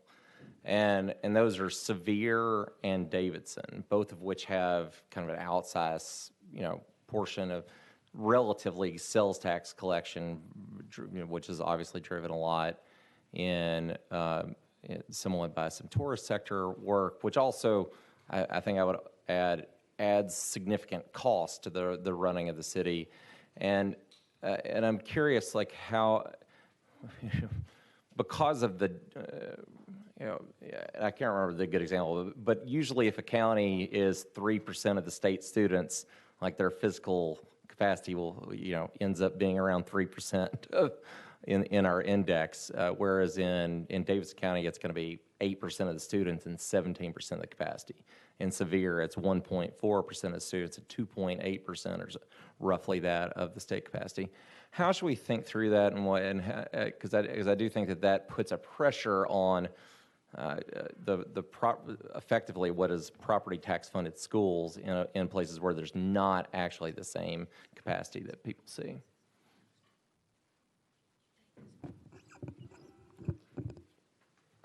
I'm sorry. Thank you. I think part of the idea of modeling fiscal capacity that way is that some counties are able to export their tax burden to other places. For example, there might be residents of neighboring counties who come into that county, make purchases, whereas in other counties that doesn't happen as much. Well, and I guess that's sort of my point, though, is that what's perceived as an exporting of a tax burden, like I'm not sure, given the local part of the sales tax, I'm not sure that those of us in Sevier or Davidson would necessarily say that that's there's a lot of cost that comes with that that part of the tax burden as well. Yeah, just to clarify, the fiscal capacity model considers sales the base, not the tax collected or the rate.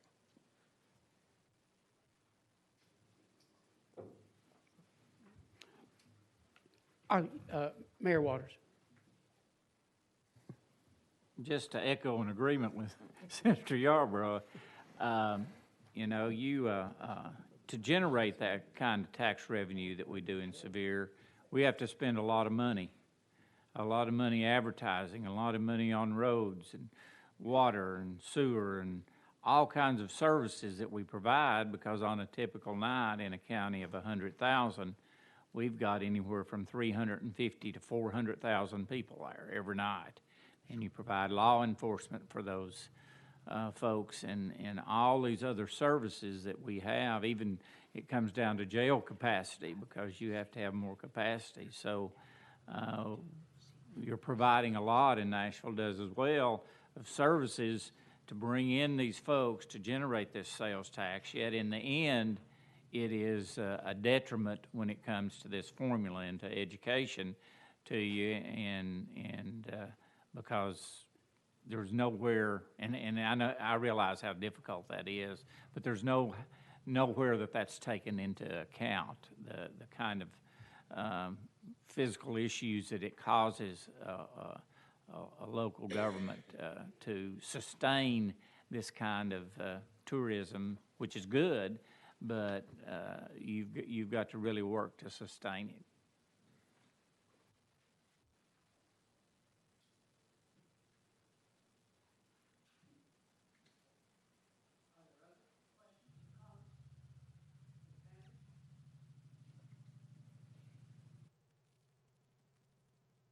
All right, there being none, we appreciate the report. Thank you very much. I'm sure that we'll look at this and perhaps revisit it another time.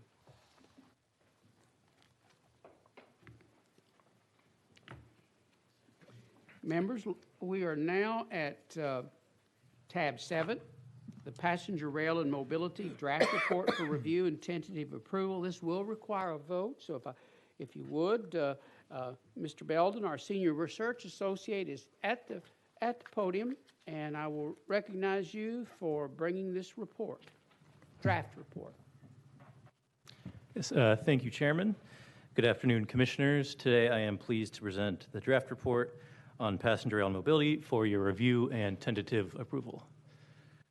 This report was prepared in response to Public Chapters 1114 and 1124, Acts of 2022, which resulted from bills filed by several of our members, including Chairman Yeager, Representative Parkinson, and Senator Campbell, and co-sponsored by several of our other members, including Senator Lundberg, Senator Yarborough, Representative Crawford, and Representative Hazelwood.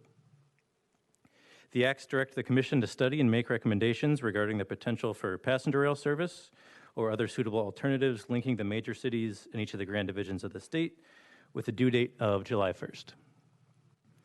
It takes 2 or 3 hours to drive from Nashville to Chattanooga, Knoxville, or Memphis today, but what if traffic added an hour to each of those trips, the equivalent of extending your drive from Nashville to Knoxville up to Greenville, and what if that 3 to 4 hour trip was the new norm? That's the prospect raised by the Tennessee Department of Transportation, which found that trip times between Tennessee's most populous cities could increase by up to an hour in coming years. Congestion, in short, is a looming problem. The state's roads are routinely ranked as some of the best in the country.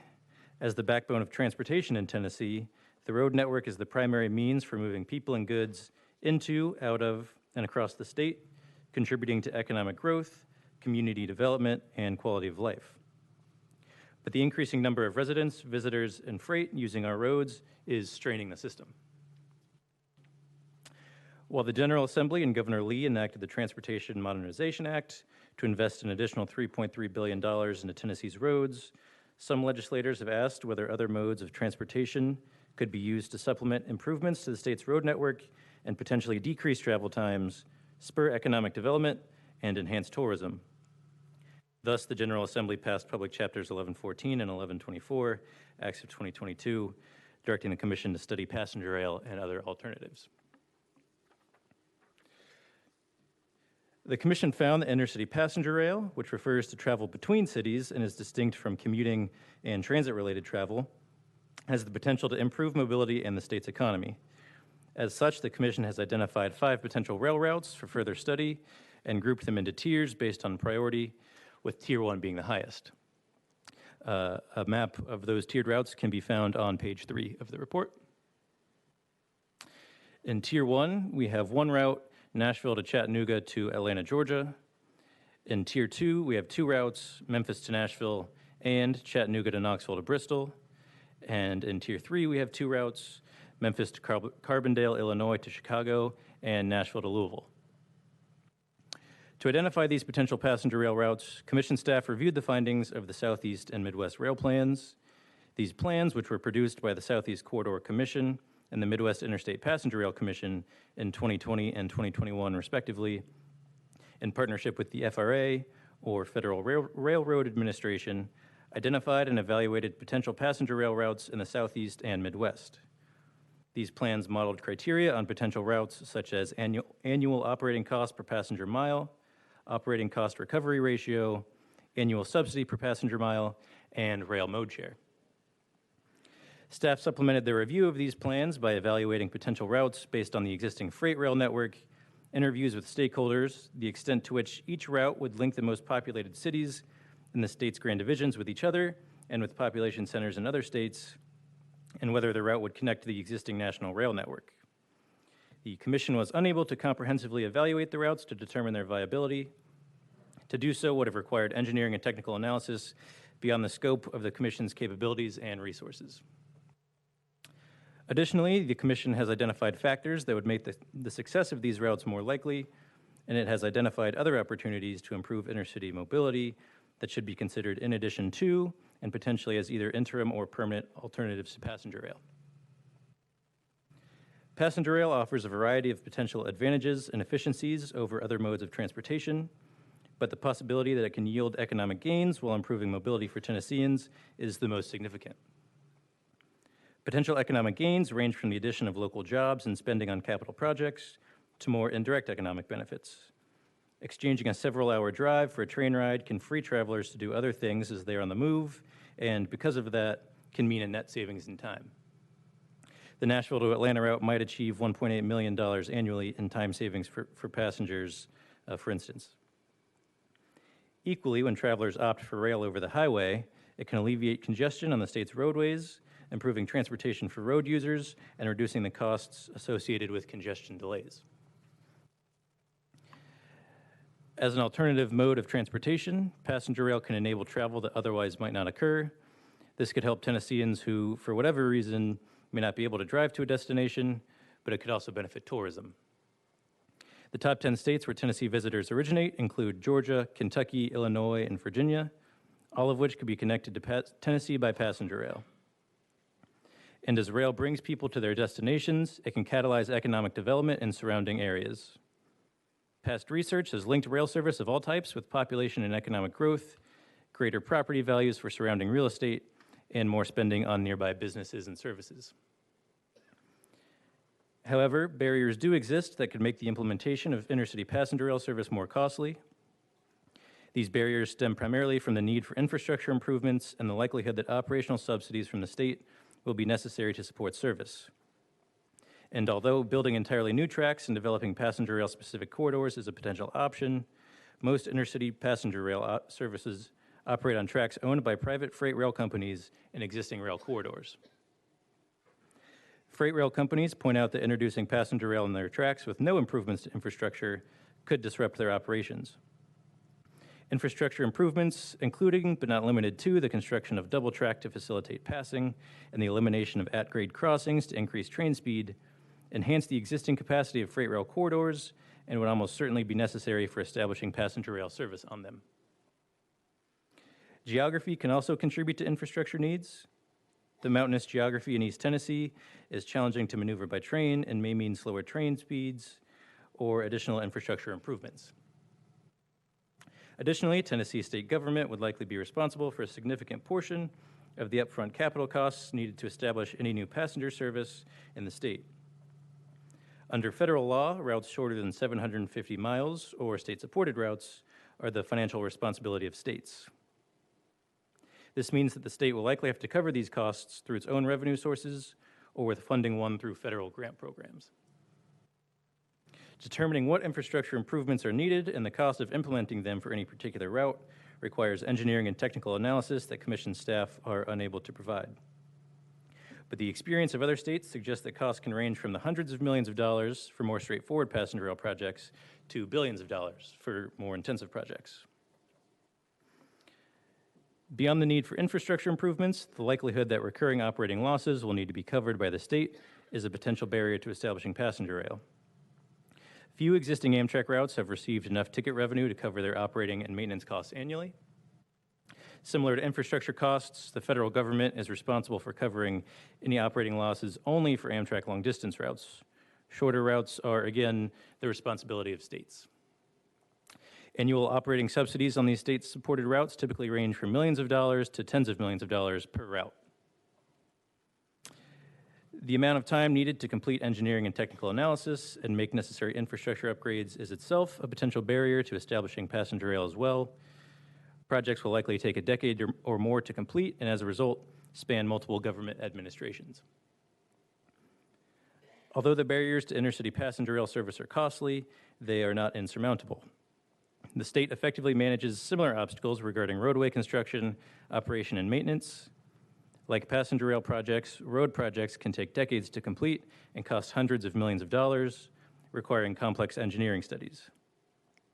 Tennessee has historically dedicated the funding and staffing resources necessary to overcome these barriers, and as a result, has a first-class road network. The experience of other states demonstrates that a similar approach can be used to overcome the barriers to establishing passenger rail. In recent years, states such as North Carolina, Virginia, and Pennsylvania have successfully initiated new Amtrak intercity passenger rail services. Through interviews with stakeholders from these states, Commission staff identified several key factors contributing to the successes of intercity passenger rail: a solid commitment to funding from the state, positive working relationships with freight rail companies, strong support at the local level, and a dedicated state rail office to manage project development. Based on the experiences of other states, an analysis conducted by the Southeast Corridor Commission and the Midwest Interstate Passenger Rail Commission, intercity passenger rail service could help increase connectivity and facilitate tourism and other economic development initiatives in Tennessee, thereby supplementing the existing public and private sector efforts to address the state's transportation needs. But the state would almost certainly have to subsidize any new passenger rail service through capital investment and ongoing operating cost support. The cost to taxpayers of establishing and operating service on any given rail corridor cannot be known without more detailed engineering and technical analysis than Commission staff can provide. However, federal funding that could be used for these types of studies is available through the FRA's Corridor ID program, which awards $500,000 for the planning and development stages of rail projects. For more information on the Corridor ID program, see Appendix D. For these reasons, the Commission recommends the Tennessee Department of Transportation determine the cost, engineering, and other requirements needed to implement passenger rail service on the following corridors in order of priority according to the following tiers, with Tier 1 being the highest. Again, see Map 1 on page 3 for the list of, or the map of tiered routes. In Tier 1, Nashville to Chattanooga to Atlanta. In Tier 2, Memphis to Nashville and Chattanooga to Knoxville to Bristol. And in Tier 3, Memphis to Carbondale, Illinois to Chicago, and Nashville to Louisville, Kentucky. The Commission recommends TDOT submit the required supporting data and documentation to the Federal Railroad Administration's Corridor ID program in support of the joint application already made by local governments for the Nashville to Chattanooga to Atlanta and Memphis to Nashville routes. Additionally, at the next funding opportunity, the Commission recommends TDOT submit an application for the Chattanooga to Knoxville to Bristol route and consider submitting applications for the 2 Tier 3 routes.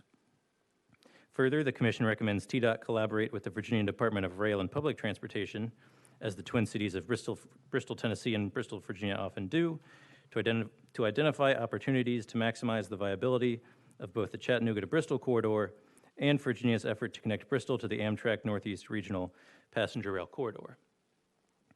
And the Commission recommends the creation of an Office of Rail and Public Transportation within TDOT to develop, implement, and manage any future passenger rail projects in the state, similar to offices created by other states that have successfully implemented passenger rail.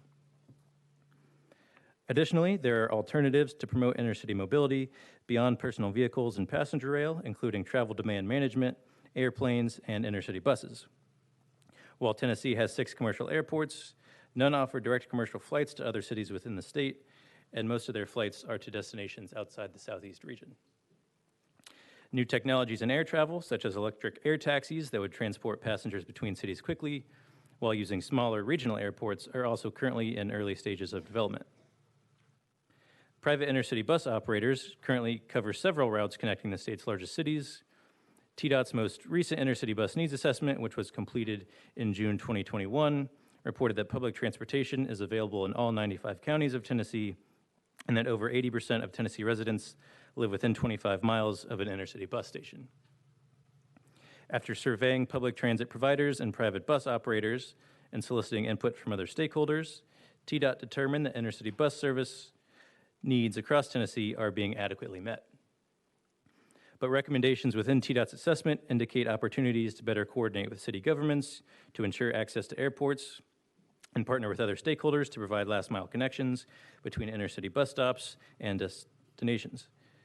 Additionally, the assessment illustrates that intercity bus service is essential to connecting rural areas and urban centers, and some Tennesseans responded to TDOT's solicitation for comments and suggested that from their perspective, there are unmet needs that new intercity bus service could fill. In particular, there is stakeholder interest in establishing new and expanded bus service in east-west corridors across the state. While passenger rail projects can take decades to implement and require extensive initial and ongoing investment, intercity bus service can be implemented in less time and for less money. And some communities that need transportation options would not be served by potential passenger rail routes. Furthermore, the expansion of intercity bus service in Tennessee has the potential to work in tandem with the Transportation Modernization Act to improve the state's transportation system in an effort to ensure continued economic growth and the success of the state's residents and businesses. For example, incentivizing intercity buses to use choice lanes developed under the Transportation Modernization Act by exempting them from fees for using those lanes, as is already the case for city buses and other public transit vehicles, could lower trip times, reduce congestion, and increase intercity mobility. As a result, the Commission recommends that the state evaluate establishing intercity bus service along the US 64 corridor, connecting Memphis and Nashville via currently unserved communities, as recommended by stakeholders in TDOT's 2021 Intercity Bus Needs Assessment. The Commission recommends that the state evaluate increasing intercity bus service along the I-40 and I-81 corridor, connecting Memphis, Nashville, Knoxville, and Bristol. And the Commission recommends that the state evaluate opportunities for intercity bus service to support the goals of the Transportation Modernization Act. This concludes my presentation. I look forward to your questions and comments and ask for tentative approval of the report. Thank you very much, Mr. Belden. In a moment, I'm going to move approval of the report so we can have a discussion and a vote on this, but I want to defer to the Director Lippard first for an explanation of the caption here. Right, and first of all, I want to apologize for the way we phrased the caption. We struggled with a way to describe what we're doing this because this is an exception to the way we normally present reports to you. As you know, we normally bring you a draft report at one meeting, get your feedback, comments, and then we're able to make changes to the report and come back with a final report for approval at the next meeting. This report, because of the timing of it and just the scope of the report, in order to meet our July suspense for this report and to have enough time to complete the report, we have to bring it to you kind of all in one shot at one meeting. So we're hoping that this report in its form, that you're able to vote to approve it today. If there are minor changes to the report, we would ask for a motion approval with those changes, and staff will make those before we publish it. If there are somewhat more significant changes, it's a late night for TACIR staff, and we'll bring it back to you for approval tomorrow. But we are endeavoring to have a quality product and meet our deadline of July 1st for this report. Mr. Chairman. Thank you for that explanation. So the caption that refers to it as a draft report would need to be changed to a really final report. And when I learned that, I want everybody to know what we were voting on. So to get this to the floor for discussion, I will move approval of the report. And could I get a second? I've got a second from Chairman Hazelwood. Now, do we have discussion? Who would, let's see, Chairman Hazelwood and then Senator Campbell. I just had a question. I know Tier 1, Nashville to Chattanooga, that is order of priority just in terms of blockages and times. But then on the draft recommendation for the intercity bus service, that route is not included on that. And I was just curious as to why. Yes, so that route has actually been already applied for to the Corridor ID program. Okay, thank you. Senator Campbell. So thank you so much for this incredibly comprehensive report. This is exciting. We know we're not going to pave our way out of traffic congestion anytime soon, and everybody knows that you can't pave lanes to fix traffic problems anyway. One thing I want to point out is that the bipartisan infrastructure bill allocates over $100 billion for rail, passenger rail, as does the Restoration and Enhancement Grant Program. Also give, I think, $50 billion. So that's, we have an unprecedented opportunity to look at passenger rail at this moment in time in the state of Tennessee. And of course, with the Tier 1 route, Nashville to Chattanooga and then to Atlanta, we're connecting Tennessee to the Eastern network, which would just be a huge game changer. So one thing I I think we don't think about a lot when we do studies is opportunity costs. And I think thinking about what would happen if we didn't do something like this is also something that we have to consider when we're dealing with such burgeoning traffic congestion. So I just wanted to thank you for this excellent study. Do we have other comments or questions? Yes, Councilman Carlisle. Thank you, Mr. Chairman. I echo a lot of that sentiment. This is something that, at least in Memphis, we've been looking towards since we were dehubbed by Northwest and lost 331 flights a day. I think we've got 28 originating flights. And if you've driven anywhere out of Memphis, east or west, I-40 is treacherous territory to have a car on. I'm interested that you mentioned the VTOL. We look at costs. The federal government's been very interested in VTOL as you start to look at regional travel from places like Memphis to Nashville, Nashville to Birmingham, right? One of the things that I was surprised not to see in the report, based on the General Assembly's investment in the West Tennessee mega site, is acknowledging the fact that you have to get 6,000 employees, and they're hoping that a large majority of those are going to come from outside areas. The infrastructure and housing isn't in the region yet, and so they're hoping and banking on surrounding areas like Memphis and Shelby County, which it used to be called the Memphis mega site, which West Tennessee is more applicable. But I'm curious if that was explored. We had Ford and SK both in city council chambers yesterday to update us on where they are in that development. And so my question to you is knowing that you're going to have 6,000 to 10,000 direct employees at that mega site, and then supplier and drag-alongs, if that was ever considered as a part of the link, or at least a drop-off in and around that region. And then I've got one more question, Mr. Chairman, about first mile, last mile. Yeah, so that's a great question, Councilman Carlisle. So we do include a little bit about Blue Oval in Appendix B, which can be found on page 91. We kind of looked at Blue Oval more as commuter-related travel. TDOT actually did a study recently about that, and that's mostly what this appendix is about, summarizing their findings. But our study is kind of more focused on the inner city, going from cities to other cities. So that's why we didn't touch on Blue Oval too much. I thought it was called Blue Oval City. Right? In all sincerity, though, you're dragging 6,000 to 10,000 employees. Ultimately, that is going to be a 50, 60,000 plus person area 10, 15, 20 years down the road. And to your point, implementing these plans take decades. I guess, respectfully, I wish more thought and discussion had gone in on that. The near term, right now, Blue Oval is looking towards, and they're evaluating as well, but for the Memphis Area Transit Authority to try and bus people out there, much like Federal Express will bus people from Olive Branch, Mississippi, or Memphis down to Olive Branch or Byhalia in order just to get the employee base going. I chuckled, by the way. Yes, we do have light rail, but if you've ever been to Memphis, our trolley system just runs down Main Street, kind of like a carnival ride. I don't know that I'd consider it full light rail. And then just the last note is this, you mentioned something that's very important, which is first mile, last mile. I would tell you that our transportation system struggles probably most in that arena. Even if you are going to a major hub, first mile, last mile for us is probably the most difficult thing, especially with an aging population trying to get workforce to move around.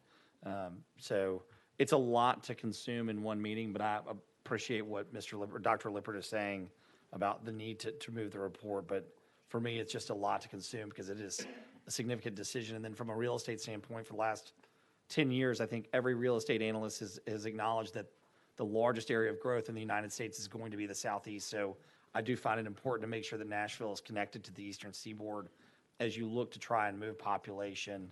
But that Memphis to Nashville connector will be wildly important, both for Memphis, but also just the national economy, because as you're going to study housing affordability, Memphis is an incredibly affordable place to live. And I'll just acknowledge the county. But if I can commute, like I can commute from Stamford or Bridgeport, Connecticut into New York City, if I can commute from Memphis into Nashville every day to work, there's a significant opportunity for both cities and the state to benefit from. So anyway, thank you for the research. Vice Chairman Brooks. Thank you, Chairman. Thank you, Chairman.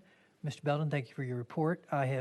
We've been very blessed in Cleveland. We've just received the state's only railroad crossing elimination grant from the federal government.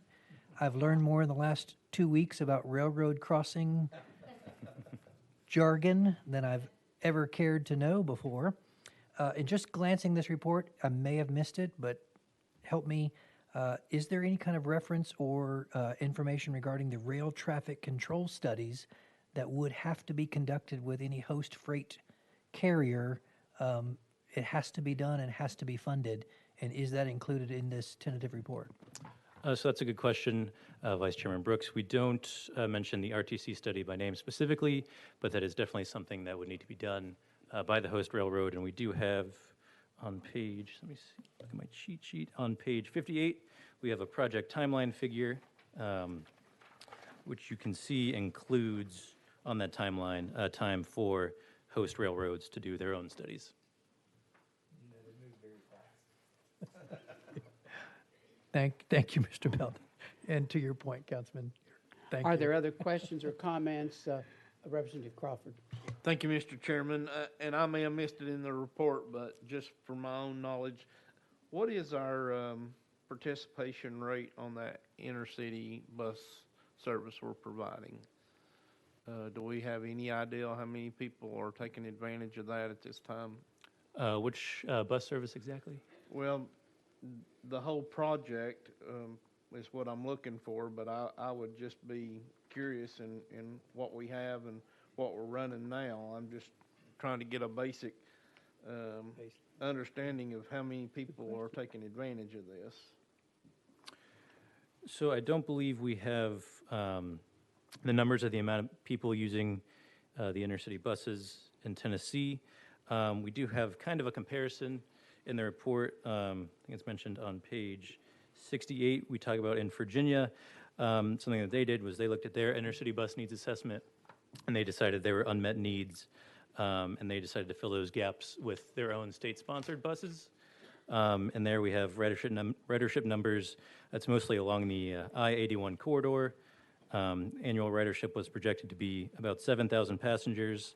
An actual annual ridership was about 22,000. And so that thank you. That gives me a basic idea of what I'm looking for. Thank you, Mr. Chairman. Yes, sir.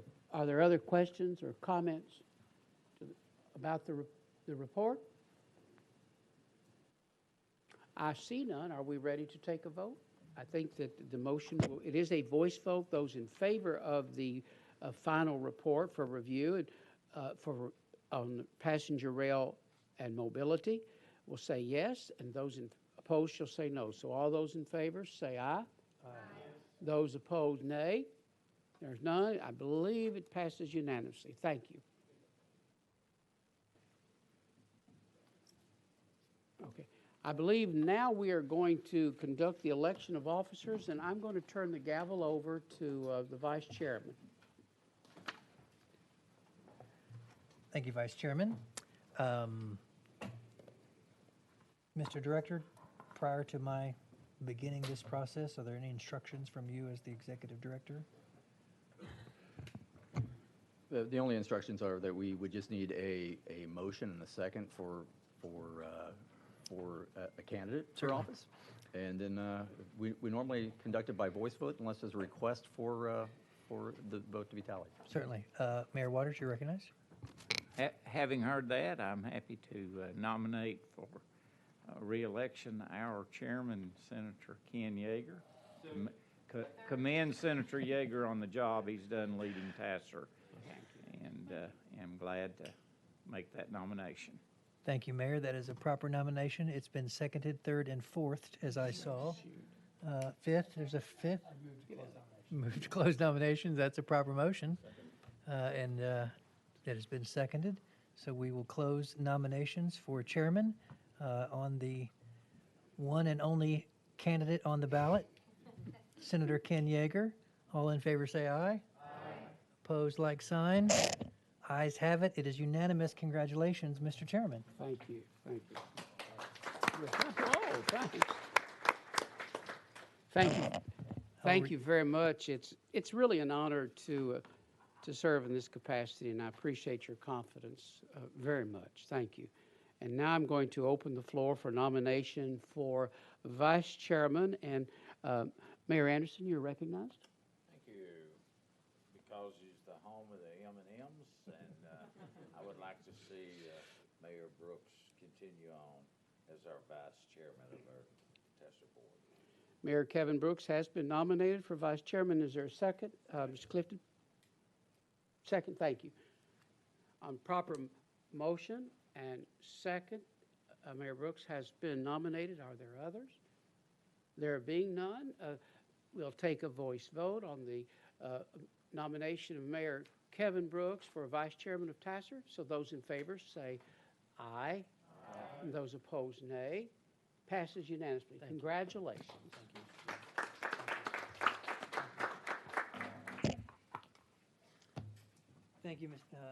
Thank you, Mr. Chairman and members. And today I needed the light rail system more than ever. My apologies for my tardiness. I believe that's all we have, isn't it, Mr. Director? The only instructions we have are to remind the members that they can leave their docket material here if they wish.